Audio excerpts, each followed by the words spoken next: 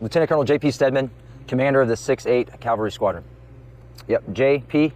S-T-E-A-D-M-A-N. The importance of loss effects on the squadron is it increases our lethality, both at the squadron level, the troop level, and the platoon level. It enables us to sense and strike out beyond our manned assets, giving us the opportunity to shape the battlefield with the enemy before we ever hit the manned security zone.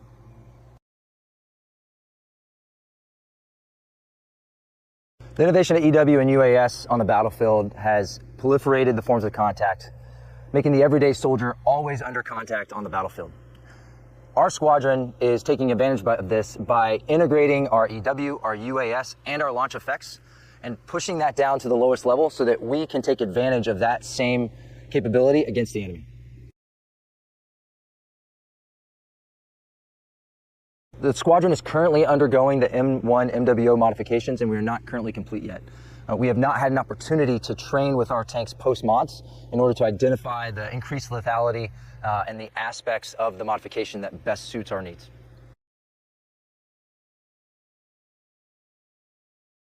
Soldier feedback is extremely important to feed solutions that meet real-world needs. One of the ways that the squadron is doing that is through a partnership with the Army Research Labs, ARL. We're working with them on a number of different programs providing feedback early in the acquisitions process, which helps them, with the speed of change, create a product that meets the requirements when it's finally fielded versus having to identify things later on when it finally gets into the hands of the soldier.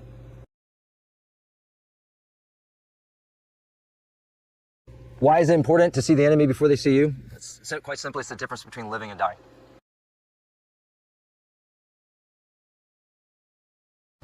At the end of this density, I want my soldiers to walk away with three things. 1, expertise in their reconnaissance task. 2, lethality in their basic weapon systems. And 3, the ability to integrate all of the new transformation and contact initiatives across echelon to be more lethal across the battlefield.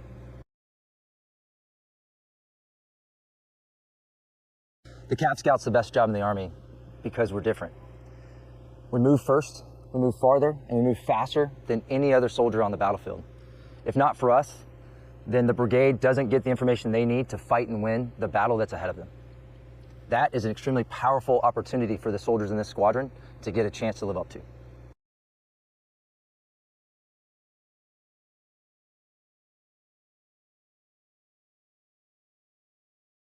Sure, I'm Second Lieutenant Andrew Parnell. I'm currently a planner for 6A Cav.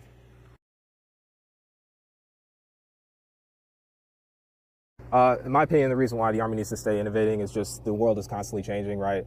You see stuff like drones, you see stuff like cyber warfare, and obviously we need to stay on top of all of that, right? We're guarding the entire world, so we need to be the leading front of innovation for sure.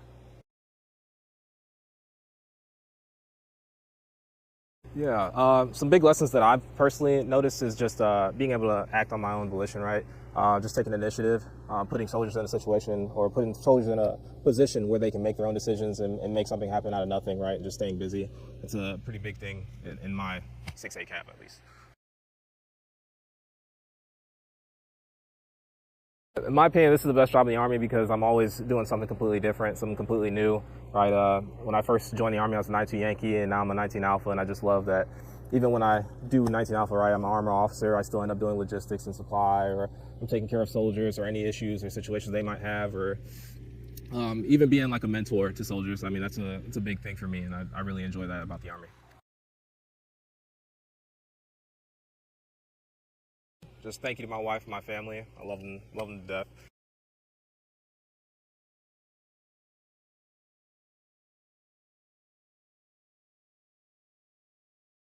So I'm Major Jack Clark. I'm the 6-8 Cavalry Squadron Executive Officer.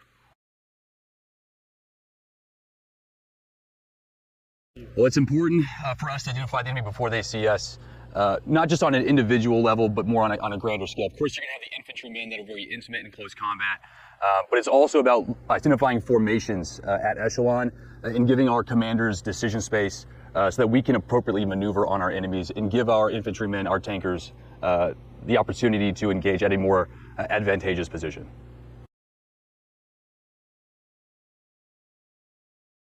At the end of this density, the things I want my soldiers trained on as the Chief of Staff of the squadron is more about, can our command post effectively maneuver and employ our formation, right? So we have the transformation and contact units as well. Are we using them appropriately? Are we keeping our subordinate headquarters informed? Are we keeping our higher headquarters informed? So it's not about necessarily the individual weapon systems. It's being able to employ the squadron at mass effectively to help shape the decision space for the brigade commander.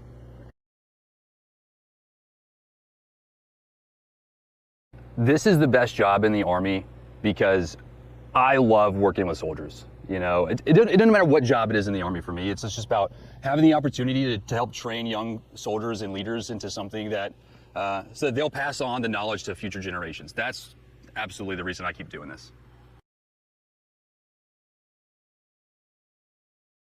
Mustangs. Great.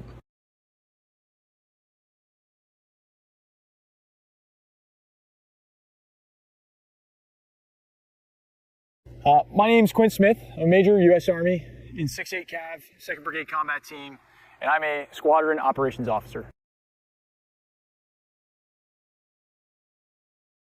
Soldier feedback meets real-world needs because we're able to iterate constantly. I think the most beautiful part of this process and being part of a TIC brigade, transforming in contact, is the opportunity to get a new piece of equipment from our higher headquarters or the headquarters department of the Army, experiment with it, and get to give it to soldiers who come up with great ideas. So, for example, the opportunity to get a new unmanned aerial system, test it out and see what the limits are, and then come up with new ideas like how to feed an RF cable antenna through the back of a Bradley, or make it better and make recommendations to the Army.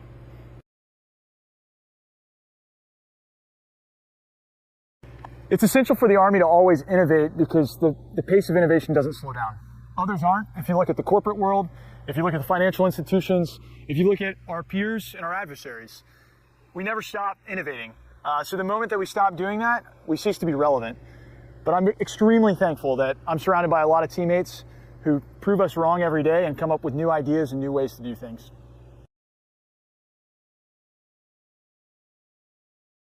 So it's important to see and identify the enemy first because there's always a decision cycle.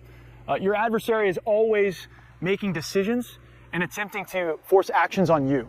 If you can't do it faster, then you're forced to do what your enemy wants you to do. Now, what we can do on the opposite side is impose that same dilemma on our adversary, and that's what we're aiming to do here with new innovations like UAS, electronic warfare, new fires, mechanisms, and our goal and our hope is that through the new technology and through the people that make it happen, we're able to make that harder on the enemy than they can make it on us. At the end of this density, I think the first thing that I'd hope our soldiers walk away with is grit. The ability to do their job under tough conditions and do it for a long time and manage multiple things. By nature of the way that this training is organized, we're asking a lot of our soldiers and we're asking them to do many things at the same time. So my hope would be that at the end of this, they've received multiple repetitions on the fundamentals, they've trained to expertise, and they're ready to advance to the next step at the National Training Center when we go there together.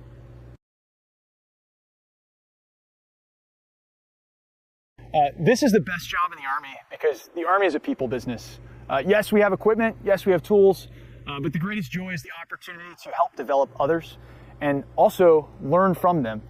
So I get the privilege of teaching and coaching people every single day, and I also get the privilege of learning from those people that I'm supposed to teach and coach. So that's the best part of this. It's a people business. Vanderbilt beat Tennessee Volunteers this year in football, and I hope they do next year.